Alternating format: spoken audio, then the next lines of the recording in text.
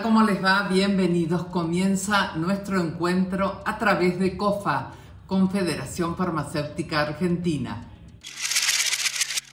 Le damos la bienvenida a la farmacéutica Nancy Radicic y preguntarte, Nancy, ¿cuáles son las enfermedades asociadas al consumo excesivo de sodio? Hola, ¿qué tal? Qué gusto estar nuevamente.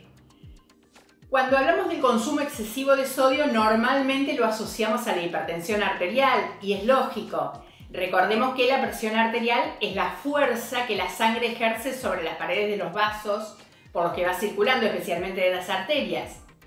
Cuando consumimos sodio en exceso, esto nos genera sed. Por lo tanto, incorporamos más líquido. Esto hace que el volumen sanguíneo aumente. Entonces, hay mayor cantidad de sangre circulando por el mismo espacio. Es lógico que esa fuerza o presión aumente. A la hipertensión arterial, es decir, a los valores elevados de presión arterial, se la suele conocer como asesina silenciosa, porque es muy común que las personas la padezcan sin haberse enterado. En muchas ocasiones no genera síntomas. Por lo tanto, si la persona no concurre a hacerse chequeos o al menos controles periódicos de su presión arterial, puede ser que tenga valores elevados durante mucho tiempo, no se entera, por lo tanto no recibe el tratamiento adecuado. Ahora, si estos valores elevados se mantienen durante mucho tiempo, pueden desencadenar otros problemas, algunos relacionados con el sistema cardiovascular, como accidentes cerebrovasculares, cardiopatías isquémicas, infartos de miocardio, pero también puede ser que afecten a otros órganos de otros aparatos y sistemas. Puede causar problemas renales, problemas oculares, retinopatías. Puede desencadenar diabetes también. Entonces, es importante controlarse para detectar precozmente si los valores están elevados por encima de lo normal y recibir el tratamiento adecuado. ¿Cuáles son las precauciones que tenemos que tener con los alimentos aparte de reducir el consumo de sal? Muchas veces pensamos que es suficiente con dejar de agregarle sal a las comidas o agregarles menos sal, pero si analizamos los rótulos de los diferentes alimentos en su información nutricional, vamos a ver que tenemos muchos aportantes de sodio y a veces no lo sospechamos. Por ejemplo, el café instantáneo. Cada porción, que equivale a 2 cucharaditas de café, contiene 9 miligramos de sodio. Los tomates al natural. Cada porción, media lata aproximadamente, también 9 miligramos de sodio. Los duraznos al natural. Cada porción, 2 mitades de durazno, contiene 34 miligramos de sodio. El atún al natural, cada porción, que es media lata aproximadamente, 240 miligramos de sodio.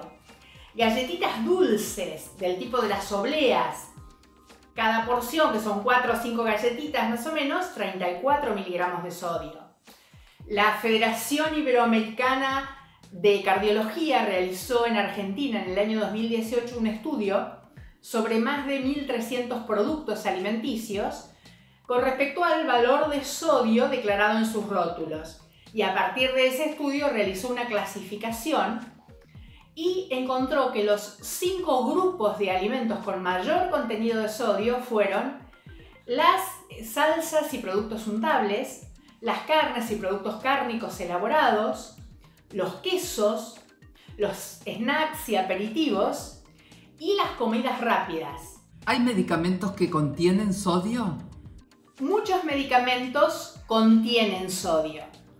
Ahora, en general, la cantidad es tan pequeña que no entraña riesgos de elevación de la presión arterial por su contenido en sodio. Hay un mito bastante instalado en la población con respecto al diclofenac. El diclofenac es un analgésico antiinflamatorio que viene en 2 sales, en 2 formas: diclofenac sódico y diclofenac potásico. Es bastante común que las personas concurran a la farmacia pidiendo que se les dispense el diclofenac potásico porque son hipertensas y no pueden tomar diclofenac sódico. Es lo que dicen. Ahora, si analizamos el contenido, Un comprimido de 75 miligramos de diclofenac, que es la dosis más utilizada, contiene menos de 8 miligramos de sodio. Recién hablábamos del contenido de sodio en los alimentos. La yerba mate contiene sodio también. Una porción, que son 50 gramos, lo que cabe en un mate grande, en un mate pequeño caben unos 25 gramos de yerba, y extraída con 200 mililitros de agua, es decir, el equivalente a unos 5 o 6 mates, contiene entre 7 y 10 miligramos de sodio. Es decir, cuando tomamos 5 o 6 mates, estamos incorporando el contenido de sodio equivalente al de un comprimido de 75 miligramos de diclofenac. Ahora, las personas con hipertensión arterial ¿corren el riesgo de que el diclofenac sódico empeore su cuadro? Sí, y el potásico también, porque el riesgo de elevación de la presión arterial con el diclofenac no es por el contenido de sodio, sino por su mecanismo de acción. ¿Podríamos decir que la población tiene conciencia de lo importante que es reducir el consumo de sodio? Si bien aumentó bastante la conciencia acerca de los riesgos que entraña el consumo excesivo de sodio, todavía falta bastante camino por recorrer. La Organización Mundial de la Salud recomienda que el consumo diario de sal no debería exceder los 5 gramos diarios, una cucharadita de té aproximadamente. Esto equivale a 2 gramos de sodio, recordemos que la sal contiene cloro y sodio. En Argentina estamos en un consumo diario de 12 gramos aproximadamente, por lo tanto todavía falta bastante. La Organización Mundial de la Salud estableció que todos los años en marzo se celebre una semana de sensibilización de la sal, con el objetivo de que en los diferentes países se implementen estrategias destinadas a reducir el consumo de sodio.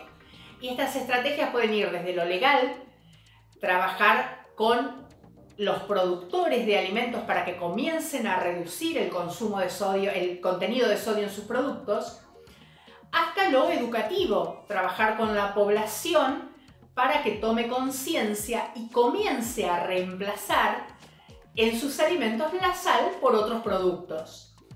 En Argentina, en el año 2013 se promulgó la ley 26.905, cuyo objetivo es reducir el consumo de sodio en la población, y establece una serie de pasos para que las empresas productoras de alimentos vayan reduciendo gradualmente su contenido de sodio.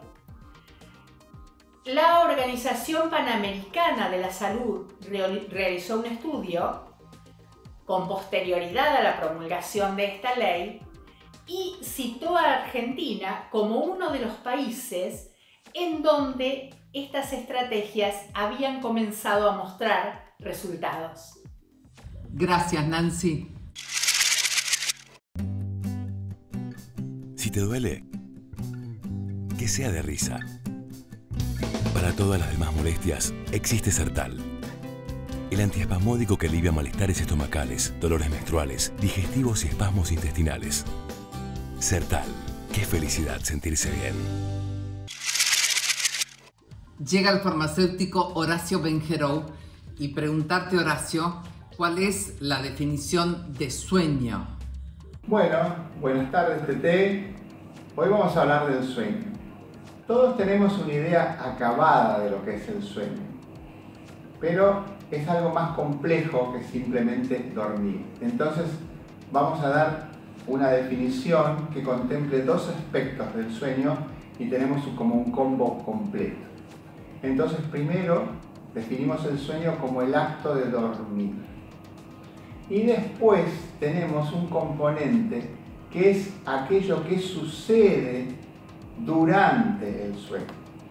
Para eso vamos a hablar de las etapas del sueño, porque el sueño tiene etapas. Es más, tiene como 5 etapas.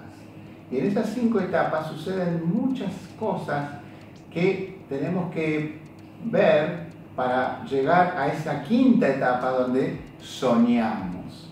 O sea que no es un tema así liviano, fácil de hablar.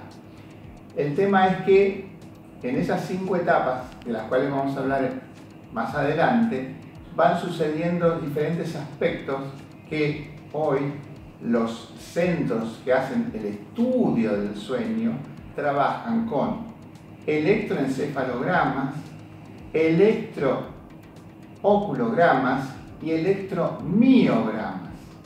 Todo eso hace una grafía, ¿no?, de todos los aspectos del sueño, que es de lo que vamos a hablar más adelante. ¿Cuáles son sus etapas? Bueno, una vez que ya entramos en el tema del sueño, vamos a hablar de las etapas.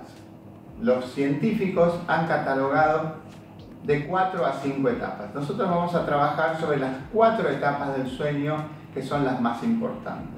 Estamos en una etapa de vigilia, que es la parte de no sueño, obviamente, y vamos entrando gradualmente en la primera etapa del sueño. Es una etapa en la cual se denomina somnolencia.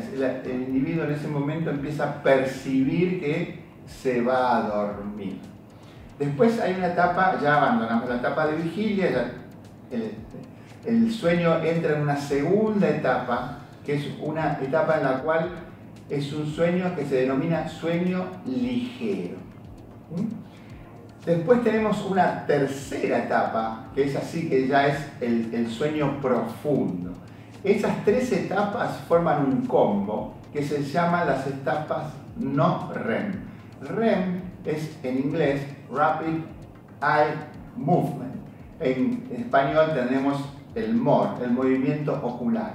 Y esa es la 4ª etapa, que eso es lo que determina el electrooculograma. Es decir, es el momento en el cual el sueño es muy profundo y en esa etapa el movimiento de los ojos es lo que marca que estamos en esa etapa. Por eso tenemos el electrooculograma. Y esa es la etapa más importante porque es la etapa en la cual soñamos, que es lo que vamos a ver más adelante. Entonces, 3 etapas que son no REM, NREM, y la etapa 4ª, que es la etapa REM. ¿Dormir es una necesidad? Obviamente que necesitamos dormir. Obviamente necesitamos dormir. Se hicieron las experiencias. Hay una experiencia muy interesante porque, digamos, el dormir es el equilibrio, ¿no? Es decir, no podríamos estar toda la vida con los ojos abiertos, ni podríamos estar durmiendo toda la vida. Es decir, esas 2 etapas, la de vigilia y la de sueño, es el equilibrio que necesita nuestro organismo para poder funcionar.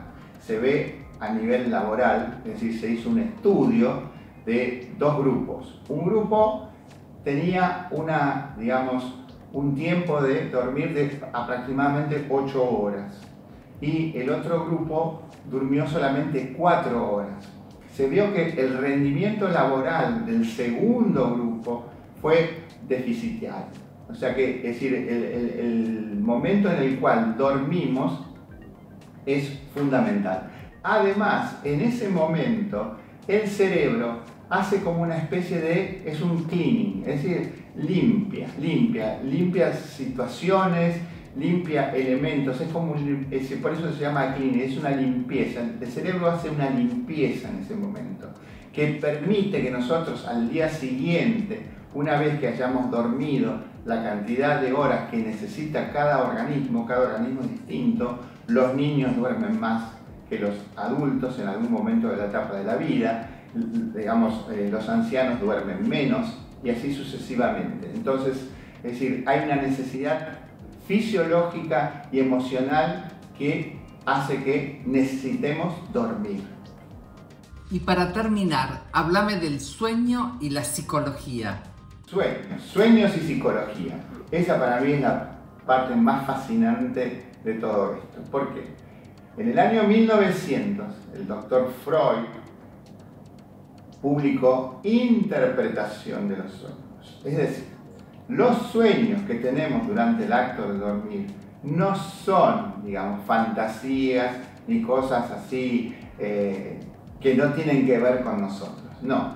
Es decir, ¿qué sucede? en esa etapa, en esa cuarta etapa, en la cual el sueño es profundo, nuestros mecanismos de censura internos decrecen. Por eso aparecen situaciones del pasado y deseos que todavía no sucedieron que hacen que soñemos. O sea que es una etapa muy interesante porque, es decir, en el paciente, cuando el psicólogo analiza el sueño, llega a la base del trauma, ¿no? O sea que es muy importante porque es ahí donde el paciente suelta, abre las puertas y deja ver esa parte no cognitiva que hace que no podamos escaparnos de una realidad. Entonces, en ese momento,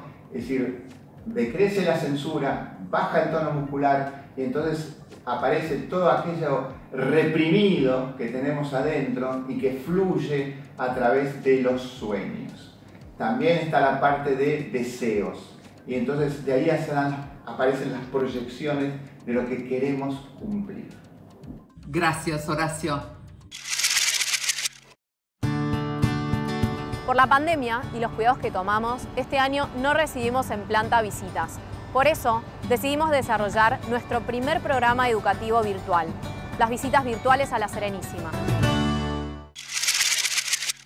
Llega la farmacéutica Bettina Caponi y la primera pregunta es: ¿qué es el hipertiroidismo? Hola a todos. Es un placer nuevamente compartir una charla con ustedes. Y bueno, el tema de hoy es hipertiroidismo. Y sí, esta es una afección en la cual la glándula tiroides produce demasiada hormona tiroidea. La afección a menudo se denomina tiroides hiperactiva. La glándula tiroides es un órgano importante del sistema endocrino que se localiza en la parte frontal del cuello. La glándula tiroides produce las hormonas que controlan cómo el organismo, el cuerpo, usa su energía. Estas hormonas afectan casi todos los órganos del cuerpo y controlan muchas de las funciones más importantes del mismo. Por ejemplo, afectan nuestra respiración, la frecuencia cardíaca, el control del peso, la digestión y los estados de ánimo. ¿Cuáles son las causas que favorecen su desarrollo y aparición? Muchas enfermedades y afecciones pueden causar hipertiroidismo. Entre ellas encontramos la enfermedad de Graves, que es un trastorno autoinmune en el que el sistema inmunitario ataca la tiroides y hace que produzca demasiada hormona. Es la causa más común. También pueden ser los nódulos tiroideos, que son crecimientos en las tiroides que suelen ser benignos, o sea, no cancerosos, pero pueden volverse hiperactivos y producir demasiada hormona tiroidea. Los nódulos tiroideos son más comunes en los adultos mayores. También la tiroiditis, que es una inflamación de las tiroides, hace que la hormona tiroidea almacenada se filtre fuera de la glándula tiroides y esto puede deberse a infecciones virales, algunos medicamentos o incluso después del embarazo. También la presencia de demasiado yodo. El yodo se encuentra en algunos medicamentos, también jarabes para la tos, algas y suplementos a base de las mismas. Tomar demasiados o consumir demasiado de estos productos puede causar que la hormona tiroides produzca demasiada hormona. También otra de las causas es consumir demasiada medicina para las tiroides. Esto puede ocurrir si las personas que toman medicamentos para el hipotiroidismo, que es otro trastorno, que es una tiroides hipoactiva, o sea, poco activa, toman demasiado de este medicamento, o sea, consumen más del que necesitan. Esta causa es poco frecuente y sí tiene que haber un problema de tiroides previo para la aparición de este. ¿Cuáles son los síntomas que presenta un paciente con hipertiroidismo? Los síntomas más comunes que presenta un paciente con este trastorno serían ansiedad, dificultad para concentrarse, fatigas, deposiciones frecuentes, bocio, que es la tiroides visiblemente agrandada, o nódulos tiroideos, pérdida de cabello, temblor en las manos, intolerancia al calor, aumento del apetito, aumento de la sudoración, irregularidades de la menstruación en las mujeres, cambios en las uñas que pueden incluir engrosamientos o desprendimientos, nerviosismos, latidos cardíacos muy fuertes o frecuencia cardíaca muy acelerada, lo que el paciente manifiesta como palpitaciones, inquietud, problemas de sueño, pérdida de peso o aumento también se producen en algunos casos. ¿Cuáles son los posibles tratamientos? El hipertiroidismo es una enfermedad controlable, aunque no existe un tratamiento único, sino que este depende de la edad del paciente, el tipo de hipertiroidismo que presenta, el grado de severidad y las condiciones físicas y de salud preexistentes del paciente. A menudo puede ser necesario utilizar una o más opciones.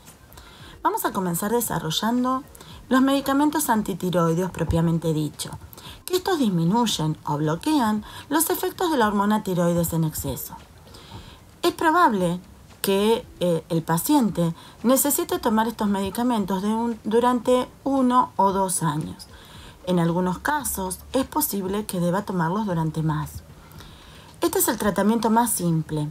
Los síntomas suelen empezar a mejorar dentro de varias semanas o meses, pero el tratamiento con estos medicamentos, como dijimos, suele continuar durante 1 año y a veces por más tiempo.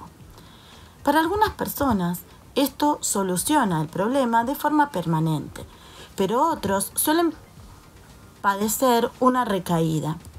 Un pequeño grupo de pacientes presenta alergias a estas drogas que pueden desarrollar erupciones en la piel, ronchas, fiebre o dolor articular. También pueden hacer que el paciente sea más susceptible a las infecciones, por lo cual deberá desarrollarse otro tipo de estrategias. También pueden utilizarse beta bloqueantes para este tipo de pacientes. Estos medicamentos generalmente se utilizan para tratar la presión arterial y no afectan los niveles de la tiroides. Pero pueden aliviar los síntomas del hipertiroidismo como el temblor, la frecuencia cardíaca, las palpitaciones. Por esta razón, los médicos recetan este tipo de medicación hasta que los niveles de las tiroides, de la hormona tiroidea, se acercan a los normales. Generalmente, este tipo de medicamentos no se recomienda para personas que sufren de asma.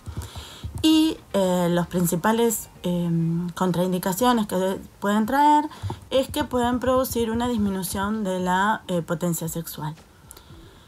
Otro tratamiento común y efectivo en el hipertiroidismo implica la toma de yodo radioactivo por vía oral como en forma de cápsulas o en líquido. Esto disminuye lentamente las células de la glándula tiroides que produce la hormona, no afecta a otros tejidos del cuerpo. Casi todas las personas que reciben el tratamiento con yodo radioactivo desarrollan más tarde hipotiroidismo. ¿Qué precauciones podemos adoptar para retrasar su desarrollo? Esta enfermedad suele ser hereditaria y es más común en las mujeres jóvenes y de mediana edad. No hay forma de prevenir la afección. Tener o no tener la enfermedad depende predominantemente de factores genéticos que no se pueden modificar. No obstante, hay factores ambientales que pueden ser desencadenantes e influir en el desarrollo de esta enfermedad. Estos pueden ser como por ejemplo el estrés psíquico o el tabaco, y sobre estos factores sí se puede actuar evitándolos. Por lo tanto, tomar algunas medidas de estilo saludable puede ayudar a reducir su riesgo, como no fumar, seguir una dieta saludable, hacer ejercicio regularmente y mantener al mínimo los niveles de estrés. Según los estudios, la principal característica de una dieta para el hipertiroidismo está relacionada con limitar los nutrientes que ayudan a producir hormonas tiroideas, que sería el yodo, y potenciar aquellos antioxidantes que ayudan a regenerar las células sanas, como el selenio. Gracias, Bettina.